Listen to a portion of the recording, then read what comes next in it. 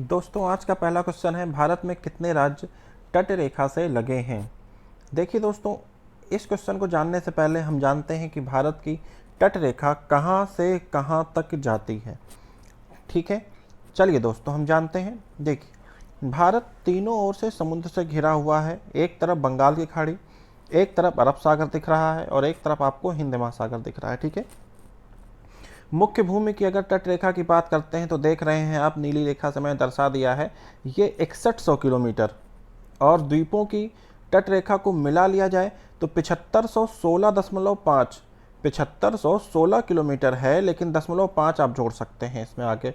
ठीक, कुल 9 राज्य जो ऐसे हैं जो समुद्री तट से लगे हैं, जिसमें सबसे लंबी तट रेखा गुजरात की है।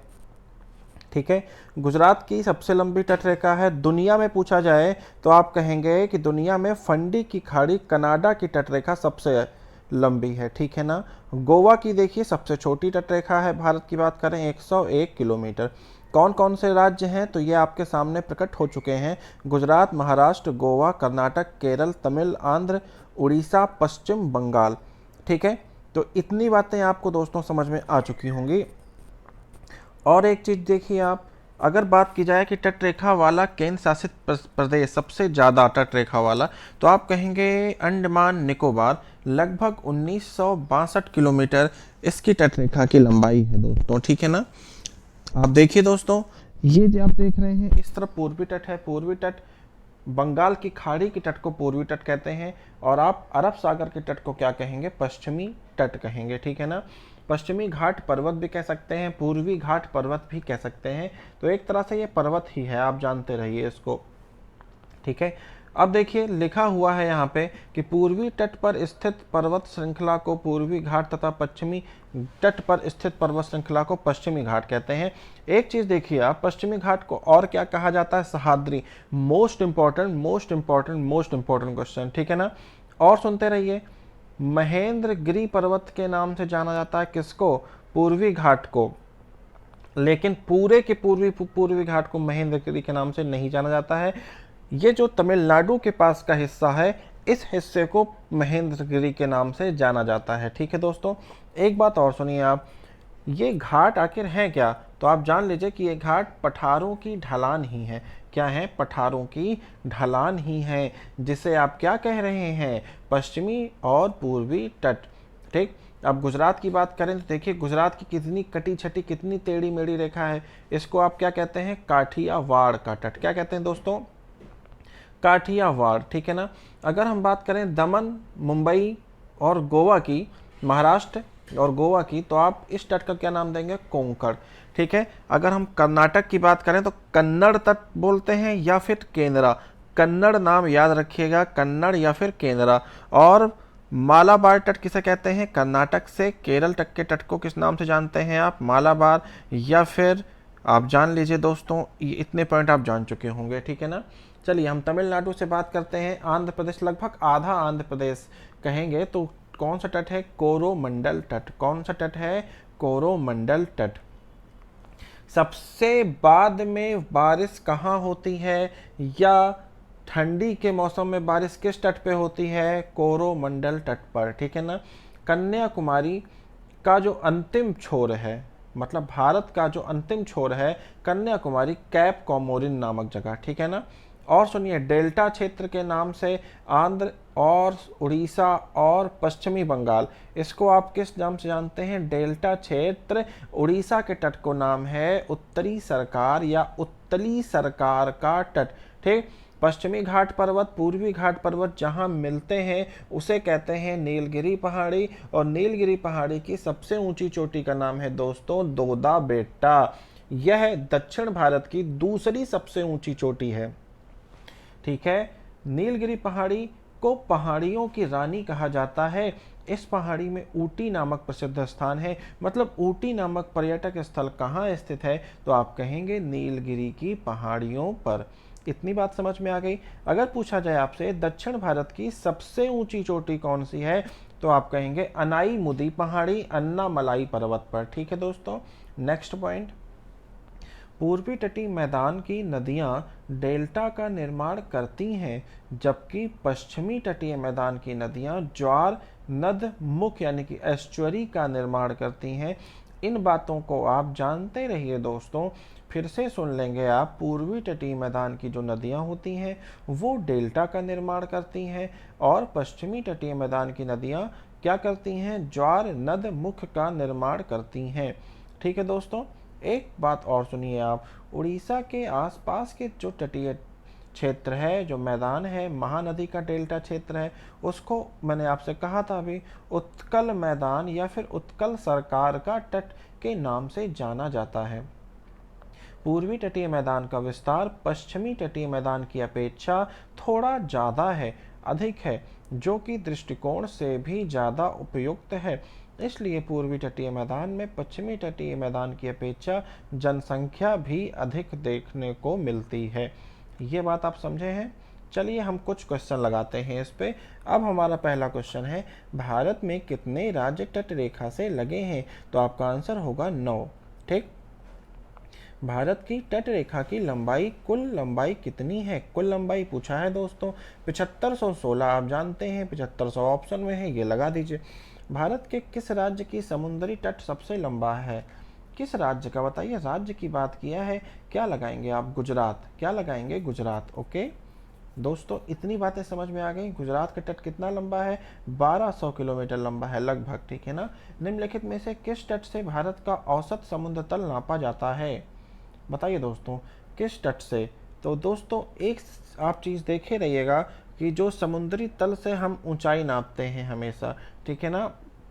और देखिए मैंने मैप में दर्शा रखा है कि अगर हम भारत की बात करें तो ये चेन्नई के तरफ का, यानी कि बंगाल की खाड़ी, चेन्नई की तरफ कौन सा है पूरब में? तो आप क्या कहते हैं, बंगाल की खाड़ी से समुद्र तल से ऊंचाई नापी गई है, हाइट नापी गई है। ये बात आप ध्यान रखेंगे दोस्तों। मोस्ट इम्पॉर्टेंट पॉइंट है कि चेन्नई के तट से, ठीक है ना, चेन्नई या आप कह सकते हैं तमिलनाडु यानी कि कोरोमंडल तट से। दोस्तों ये भी बात आप ध्यान रखेंगे कि कोरोमंडल तट एक ऐसा तट है जहां पर सर्दियों में बरसात होती है, या फिर कहा जा सकता है अक्टूबर और नवंबर के मंथ में बरसात होती है, या कहा जा सकता है लौटते हुए मानसून से वर्षा होती है। ठीक है, तो देखिए मैंने आपको बताया कि भारत में चेन्नई तट स्थित समुद्री तल को बेस माना गया है। ठीक, तो आपका आंसर क्या होगा यहाँ पे आप बताएंगे दोस्तों मुझे, क्या आंसर होगा आपका? चेन्नई। ठीक है ना, बी ऑप्शन। सर्वाधिक तटीय अपरदन होता है, सर्वाधिक तटीय अपरदन होता है किसमें होता है? लहरों से, ज्वार भाटा से, धाराओं से, सुनामी लहरों से। तटीय अपरदन का मतलब है तटीय कटाव जो होता है, जो मिट्टी का कटाव होता है, वो ज़्यादा किससे होता है? तो आप क्या लगाएंगे दोस्तों यहाँ पे बताइए। देखिए ये उत्तराखंड पीसीएस 2016 का प्रश्न है और मोस्ट इम्पॉर्टेंट क्वेश्चन है। आप जानते रहिए दोस्तों कि सर्वाधिक तटीय अपरदन किससे होता है? तो आपका आंसर होगा लहरों से। किससे होता है? लहरों से। तमिलनाडु व आंध्र प्रदेश के तट का नाम, तमिलनाडु व आंध्र प्रदेश के तट का नाम। अब देखिए तमिलनाडु और आंध्र प्रदेश दोनों बोला है तो आप कोरोमंडल कहेंगे, क्योंकि कोरोमंडल जो है लगभग आधा भाग आंध्र प्रदेश का भी ले लेता है। नेक्स्ट क्वेश्चन, निम्नलिखित में से किस भारतीय राज्य की समुद्र तटीय सीमा सबसे छोटी है? मैंने आपको बताया था अभी दोस्तों, याद होगा आपको, गोवा। नेक्स्ट, भारत के निम्नलिखित तटों में से कौन कृष्णा डेल्टा एवं कैप कोमोरिन के मध्य स्थित है?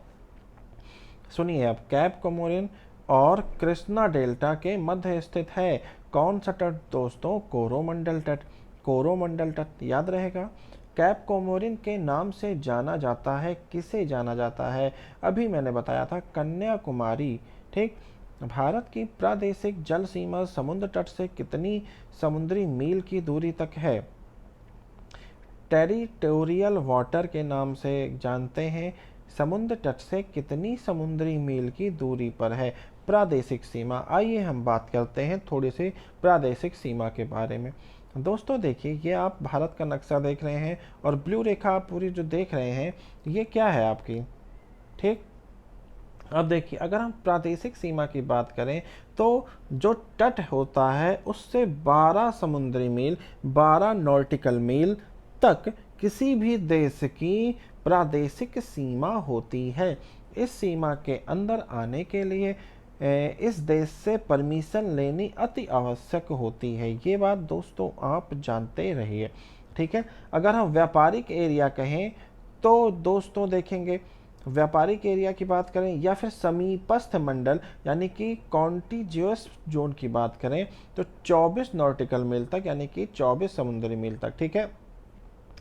EEZ यानी कि एक्सक्लूसिव इकोनॉमिक जोन, अनन्य आर्थिक अधिकार की बात करें तो किसी भी क्षेत्र, किसी भी देश का समुद्र की सीमा में 200 नॉटिकल मील तक अधिकार रहता है, ठीक। और 200 नॉटिकल मील के अंदर ही वैज्ञानिक परीक्षण द्वीप जैसे बॉम्बे हाई वगैरह हो गए हैं आपके, ये सब स्थापित किए जाते हैं। आप बात समझ रहे होंगे दोस्तों, ठीक है।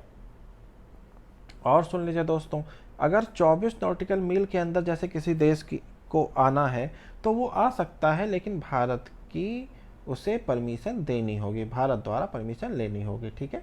नेक्स्ट, आप इसकी बात कर रहे थे तो इसका आंसर क्या होगा? ए 12 मील, ठीक है ना। नेक्स्ट क्वेश्चन देखते हैं, भारत का संलग्न क्षेत्र प्रादेशिक जल सीमा कितने समुद्री मील की दूरी तक है?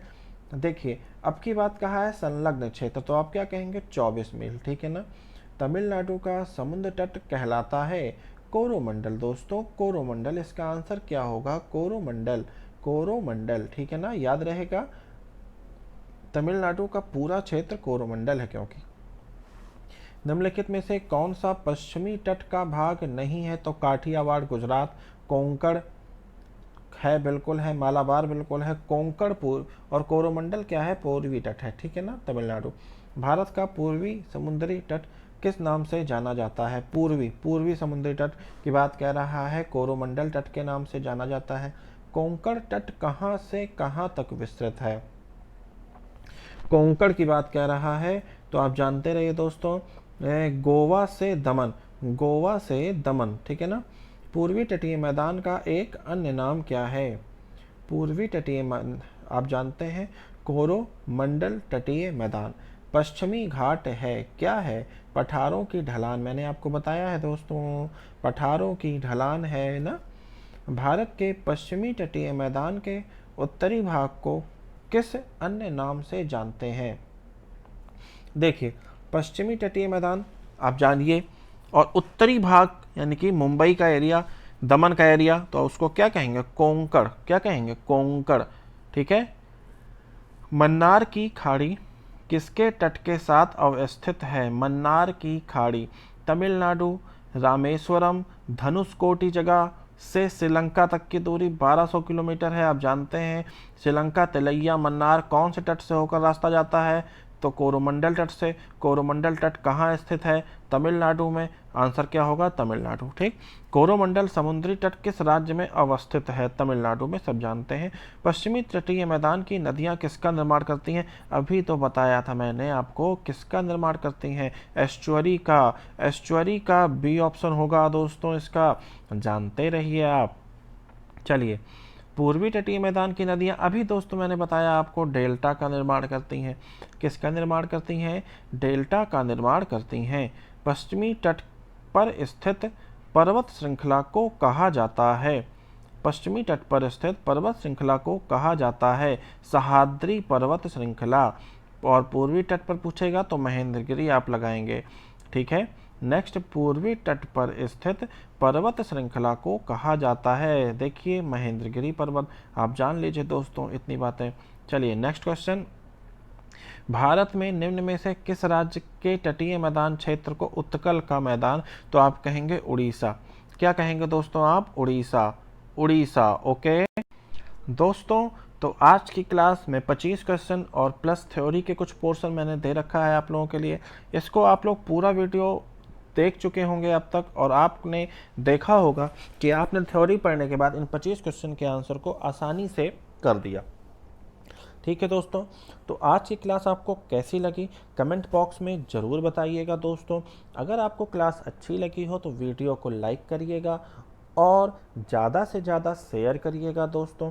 अगर आपने अभी तक चैनल को सब्सक्राइब नहीं किया है तो प्लीज़ सब्सक्राइब कर दीजिए और बेल आइकन का बटन ज़रूर से ज़रूर दबा दें ताकि आपको अगली नोटिफिकेशन टाइम से मिल सके।